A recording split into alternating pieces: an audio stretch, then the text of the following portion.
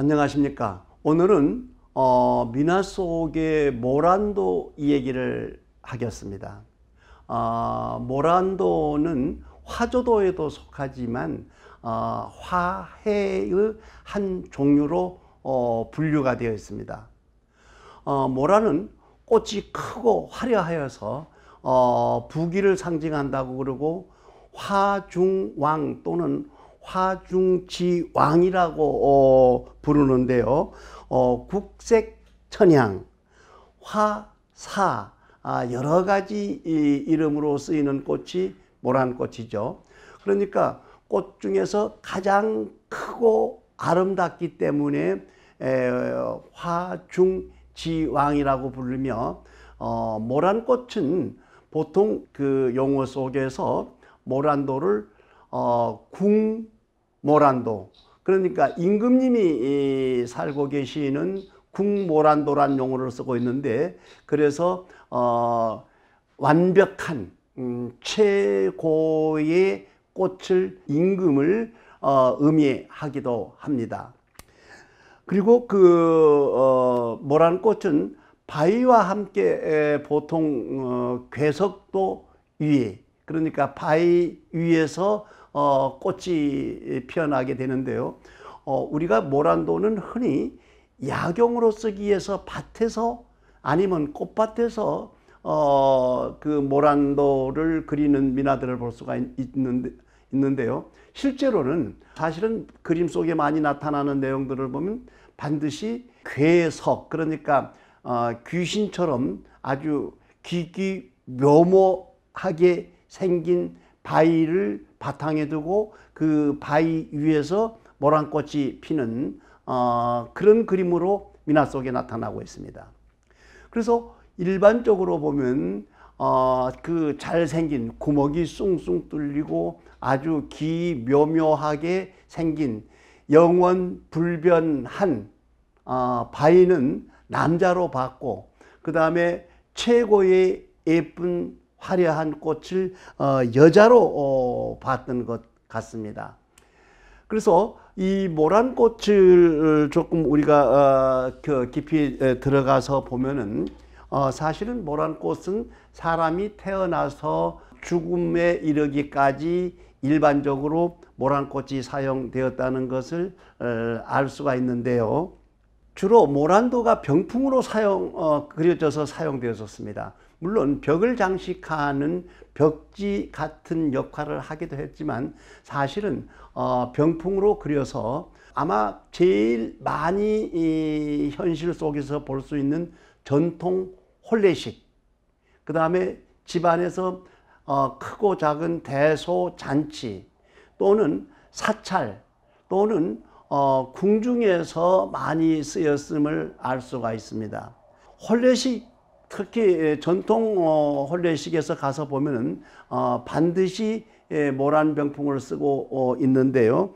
역시 부귀영화, 남녀 화합 이런데 이런 상징성을 담은 그림을 모란도라고 했고, 모란도 그림이 반드시 그런 것과 관계되어서 사용되었음을 알 수가 있습니다.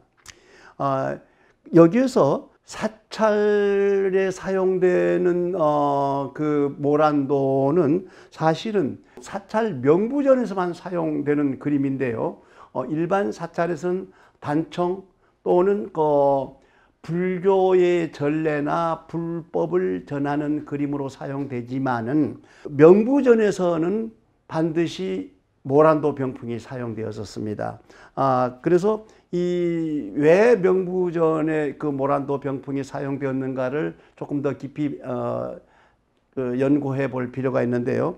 실제로는 궁에서 국장이 일어나면은, 국장이 생기면은 국장에 사용될 병풍, 그러니까 혼전, 빈전, 여러 곳에 예를 들어서 도감이나 이런 데서 모든 것에 사용되어야 될 그림들이 각기 다를 수도 있는데, 어느 시기에는 1월 오봉도를 그리기도 했지만은 사실은 국장이 일어났었을 때는 맨 먼저 모든 계획을 세울 때 그 안에 모란도 병풍을 몇 개를 그려야 할 것인지, 그래서 아마 국장이 나면 가장 시급하게 급하게 요즘 말로 하면 뭐 밤샘을 해서라도 그려서 그 숫자를 사용할 만큼의 숫자를 그려내야 할 도화서가 많이 힘들었겠죠. 일부 기록에서 보면요, 50일 동안의 국장을 치르는데 병풍이 보통 7, 10틀 들어가는 곳도 있었는데, 기록상에 가장 많이 들어가는 곳은 그 영조 때 19자 병풍을 한 틀, 두 틀 하기도 하지만 한 자, 두 자 그렇게도 얘기를 합니다. 그래서 병풍 19자가 사용됐다는 기록이 나오거든요. 그렇다면 궁중에서는 그 국장이 나섰을 때 도대체 어떻게 사용을 했길래 그렇게 많은 병풍을 그려야 됐을까요?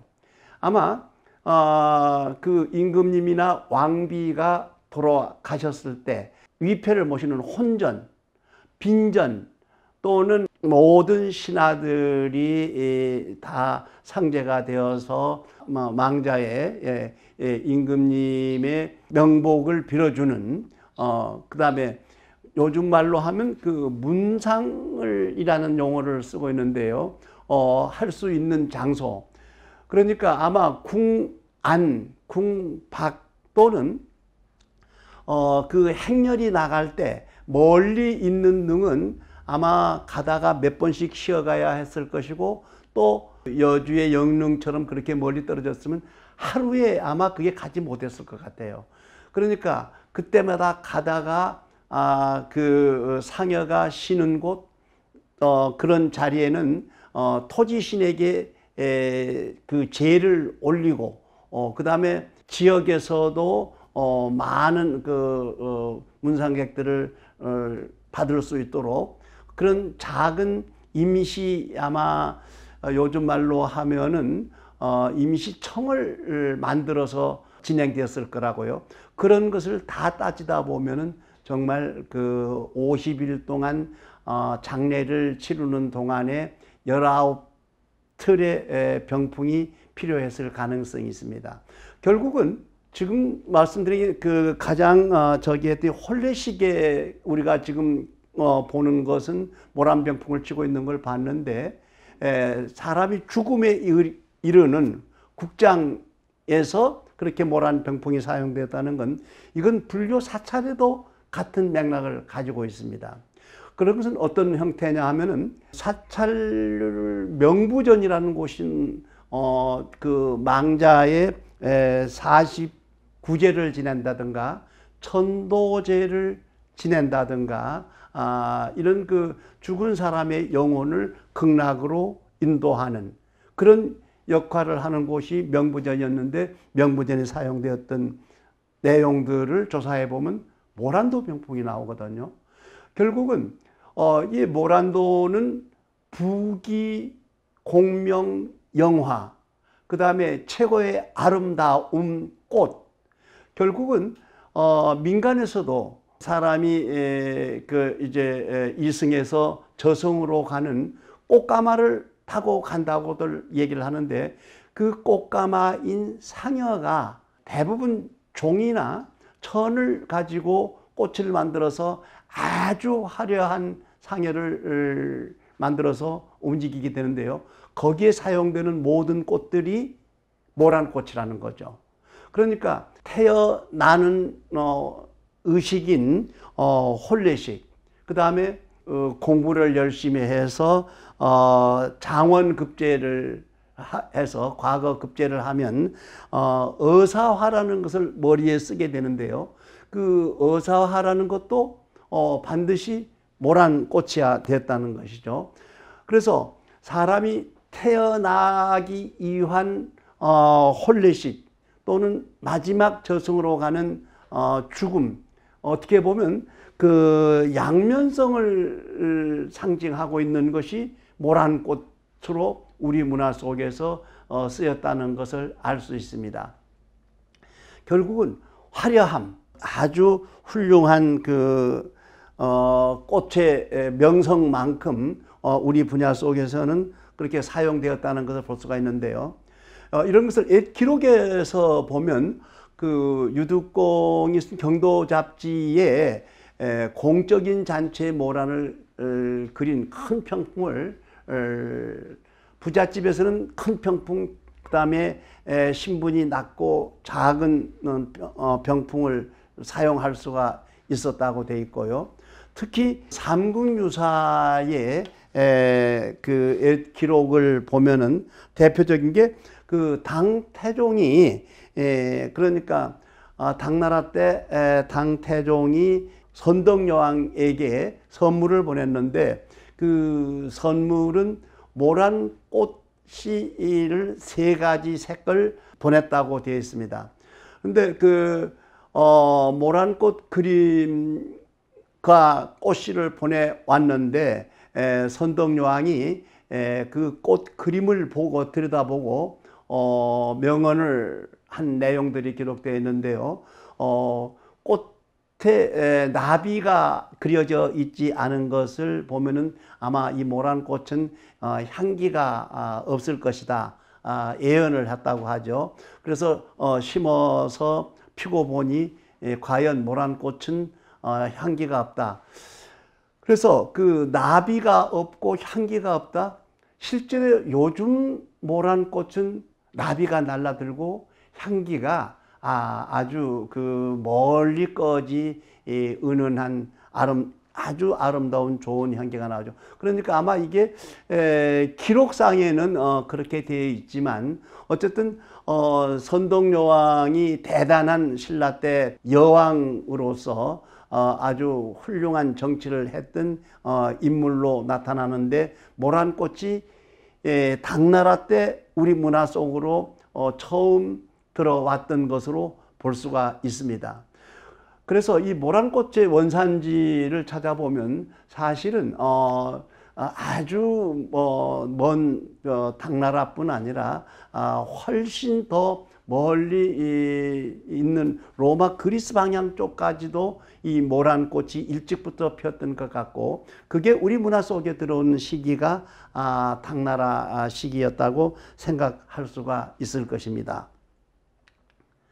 그래서 지금 보시는 이 병풍 같은 경우가 궁모란도라고 할 만큼 그래서 궁모란도라는 용어를 쓰려면은 모란 병풍 안에 몽오리를 그리지 않고 꽃이 완전 활짝 펴서 만개한 그러니까 어디에도 조금도 부족함이 없는 그래서 임금은 어떻습니까? 최고의 사람으로서 최고의 완벽한 꽃도 그래서 완벽한 몽오리가 없는 꽃 그림을 모란도라고 궁모란도라고 얘기를 하고 역시 몽오리가 있는 꽃도 궁모란도라고 일부는 얘기를 합니다만 일부에서는 모란도가 완벽하게 만개한 꽃들만 피어 있는 것을 궁모란도라고 얘기를 하고 있습니다. 지금 화면에 보이는 이런 꽃 그림들은 대부분 시대가 후대에 그려진 꽃들인데요. 아마 꽃을 아름답게 하기 위해서 특히 괴석에 아주 강한 힘을 중점을 두고 괴석 위에서 꽃이 피어나서 아름다움을 보이는데 꽃이 피려면 반드시 몽우리가 있어야 되고 만개된 꽃이 있어야 되기 때문에 어떤 궁모란과 이런 것을 비교하기 위해서 그린다고는 볼 수 없고요. 그냥 일반적으로 꽃을 그리는데 지금 보시는 병풍처럼 그립니다. 그리고 지금 보시는 병풍에서 보시면 역시 삼국유사에서 이 얘기가 나왔던 것처럼 대부분 모란꽃에는 나비가 나오질 않습니다. 근데 실제로 이 모란도를 그리는 법을 들어가서 보면 모란도에는 나비를 안 그리는 그림이라고 나오거든요. 꽃이 화려하고 크고 예쁘기 때문에 굳이 나비를 안 그리더라도 훌륭한 작품으로 보일 수 있기 때문이 아니었던가 모르겠습니다. 어쨌든 이런 병풍들이 조금 더 디테일을 보면은 이 나무는 괴석에서 피어나서 분명히 한 나무인데 꽃이 보통은 세 가지, 네 가지로 피어나고 있는데요. 한 나무에서 세 가지, 네 가지 꽃을 피울 수 있는 게 국화꽃, 그 다음에 매화꽃도 그런 경우가 있습니다. 매화꽃, 국화꽃, 모란꽃은 미나 속에 등장되는 꽃들 중에서 한 나무에 각기 다른 색의 꽃이 피는데요. 이것은 일반적으로 그림의 형식이라고 하기보다는 사실은 조선시대 그 강희안이라는 유명한 학자가 쓴 양화소록이란 책에 보면은 꽃을 가꾸는 얘기를 자세히 써놨는데요.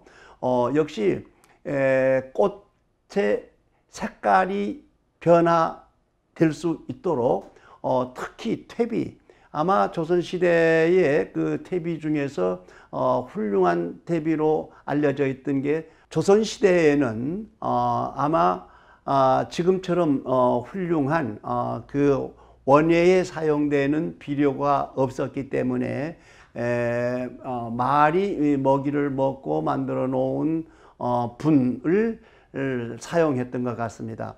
그래서 그 양화소록에 보면 말의 인분, 말의 똥을 어느 때 주었고 몇 번을 주었고 어느 시기에 주어서 꽃을 여러 가지 색깔을 아름답게 필 수 있도록 정성을 들이는 그런 기록들을 찾아보면은 충분하게 그 모란꽃이나 미나 속에 등장되는 국화꽃들이 한 나무에서 세 가지, 네 가지 색깔들을 피어나는 것을 볼 수가 있습니다. 지금 보시는 것처럼 전통 혼례식에는 반드시 모란도를 사용했다는 것을 볼 수가 있죠. 그리고 절을 하고 있는 신부의 화롯에도 모란 그림이 보이죠. 그러니까 혼례식에서는 모두가 부귀영화를 누리고 자식을 많이 낳아서 훌륭한 대를 이을 수 있는 그런 기초적인 기층의 바탕이 깔려 있는데 그게 모란과도 깊은 관계가 있다고 볼 수가 있습니다. 이 사진은 아마 1910년에서 20년 사이에 일제 때 나온 엽서에 등장되는 사진인데 역시 그 무렵에도 모란도 병풍을 사용했음을 알 수가 있고 신랑 신부 아주 나이 어린 신랑과 나이가 들어 보이는 신부의 혼례식 기념 사진으로 봐서 꽤 그 연대가 올라간다고 볼 수가 있겠죠. 아주 대표적인 근래 마네킹으로 만들어지긴 했습니다만은 앞뒤 그 다음에 그 화롯의 소매나 넓은 부분에는 연꽃 아니면 대부분은 그 모란꽃을 사용하고 있다는 걸 볼 수가 있죠. 역시 그 디테일을 해서 보면 아주 아름답고 위엄과 품위가 있는 꽃으로 표현되고 있습니다. 역시 아이들이 돌 때 쓰는 굴레인데도 굴레의 가장 핵심, 가장 큰 꽃은 연꽃과 아니면 모란꽃이었습니다. 그래서 이 모란이 태어나서부터 성장하고 혼례를 치르고 그 다음에 과거 급제를 해서 출세를 하고 그 다음에 돌아갈 때까지 죽어서 극락할 때까지 우리 문화 속에 모란이 사용됐다는 걸 알 수가 있죠. 이런 그림은 수젖집인데요. 오래 살기를 기원했던 십장생과 역시 이 덮개에는 모란꽃 두 송이를 놔서 장식을 했다는 것을 볼 수가 있습니다. 그 다음에 그 혼례식에 타고 다니는 가마 속에 사실은 빙 돌아가면서 조각이 되어 있거나 그림을 그리는 경우가 있는데요. 그 조각에서 보면 아주 화사한 정말 만개한 활짝 핀 모란도들을 볼 수가 있는데요.